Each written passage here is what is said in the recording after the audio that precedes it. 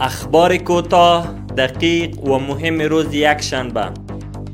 مولوی ذبیح‌الله مجاهد سخنگوی امارت اسلامی گزارش اداره اطلاعاتی سیگار را که گفته است امارت اسلامی با مشکل امنیتی جدی مواجه است و گروه‌های مسلح خارجی و تهدیدات داخلی در افغانستان افزایش یافته است با شدت رد کرد. آقای مجاهد افزود که امارت اسلامی بر اوضاع کشور تسلط کامل دارد و به هیچ گروه و جهت اجازه نخواهد داد که افغانستان را ناامن کند و یا از خاک افغانستان علیه دیگران استفاده نمایند. مولوی عبدالکبیر معاون سیاسی و کفیل ریاست الوزراء در دیدار با حافظ محمد آقا حکیم والی پنجشیر گفت خواستهای مردم پنجشیر و پروژه های زیربنایی را در اولویت قرار می دهیم.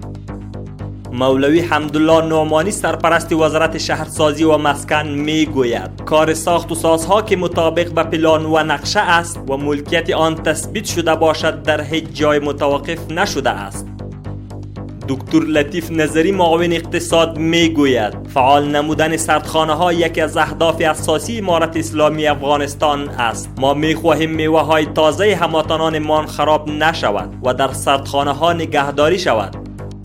فرزندان شهدا با ابراز خرسندی از روی کار آمدن امارت اسلامی می گویند اکنون بدون هیچ گونه نگرانی به تعلیمات دینی و عصری خود ادامه می دهند. شاروالی کابل می گوید در نتیجه تلاش دوامدار کارمندان این اداره نظم شهری در دو طرف پل هوایی کوت سنگی یعنی میرویس میدان به وجود آمده است و برای رفت و آمد شهروندان تسهیلات ایجاد شده است. وزارت دفاع ملی می گوید 19 تن آمرین امور عامه از کورس 2 ماهه ریاست امور عامه و رابط استراتژیک این وزارت فارغ شدند.